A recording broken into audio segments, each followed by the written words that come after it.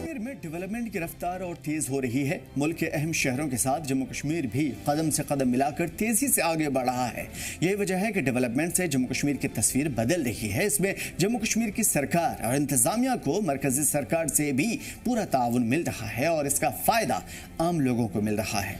इस कड़ी में मरकजी सरकार ने एक और अहम फैसला सुनाते हुए जम्मू कश्मीर में ई बसों को चलाने का फैसला किया है। इसको लेकर के सरकार ने हाल ही में राज्यसभा में जानकारी दी है कि जम्मू एंड श्रीनगर को 100 और भी ज्यादा बसें मिलेंगी। लद्दाख को 48 नई ई बसें मिलेंगी। जम्मू में पब्लिक ट्रांसपोर्ट सिस्टम को और बेहतर बनाना, डिजिटल और माहौलियात के मुताबिक इन चीजों को ढालना। जम्मू स्मार्ट सिटी लिमिटेड के तहत 100 और जदीद ई बसों को सड़कों पर उतारने की तैयारी है। इन नई बसों के रखरखाव, चलाने और जो सिस्टम है इसका, वो भगवती नगर में स्पोर्ट्स कॉम्प्लेक्स के पास लगभग 40 कनाल यानी कि 5 एकड़ जमीन पर नए ई बस ई डिपो के जरिए, यानी कि जो बस के डिपोज होते हैं, वहां पे तैयार हो रहा है।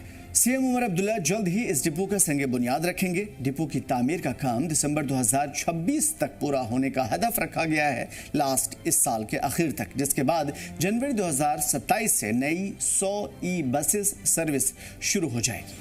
आपको बता दें कि जम्मू कश्मीर में पहले से ही 100 बसें चल रही है, जिसका डिपो भी भगवती नगर है, यानी कि स्पोर्ट्स कॉम्प्लेक्स भगवती नगर। लेकिन सरकार ने जो 100 नई ई बसें जम्मू को दी हैं या श्रीनगर को देने का वादा किया है, उसके लिए भी यहीं पर बस स्टैंड यानी कि डिपो बनाए जाएंगे। जम्मू कश्मीर सरकार की विमेन एम्पावरमेंट पॉलिसी के तहत इन नई ई बसों में भी ख्वातीन के लिए बस यात्रा पूरी तरीके से फ्री यानी मुफ्त रहेगी। इसके बाद जम्मू सीधे तौर पर जम्मू कश्मीर के ख्वातीन को भी इसका फायदा मिलेगा। अल्ट्रा फास्ट चार्जिंग सिस्टम होगा।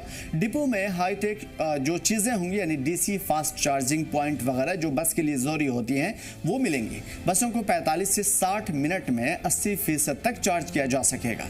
महफूज और आसान बस सर्विस होंगी। इन बसों में भी एसी सिस्टम लागू होगा और इसी वजह से सफर आसान भी होगा, पुरसुकून भी होगा।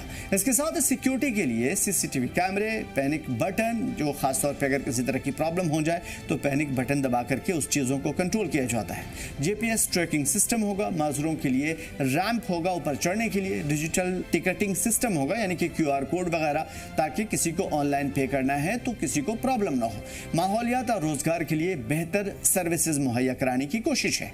फिलहाल जम्मू में 100 ई बसें चल रही है। इसके साथ ही 100 और नई ई बसें आने से ये तादाद बढ़कर 200 हो जाएगी, जिसमें आलूदगी में भारी कमी आएगी। इससे मुकामी नौजवानों को रोजगार मिलेगा और रिवायती डीजल और पेट्रोल गाड़ियों पर लोगों का इन्हिसार खत्म हो जाएगा। इससे जम्मू कश्मीर के अंदर कार्बन के अखराज में कमी आएगी। इससे सीधा असर माहौलियात पर पड़ेगा और इससे माहौलियात में बेहतरी आने की उम्मीद है।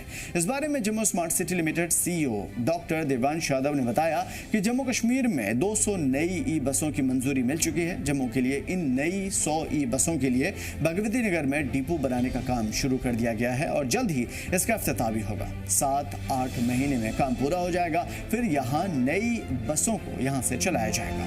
भारत सरकार की ओर से मंजूर इन नई ई बसों को देखने या फिर कारखाने में तैयार किया जा रहा है, ताकि यहाँ के सिस्टम के हिसाब से, यहाँ के माहौल के हिसाब से इन बसों को ढाला जाए।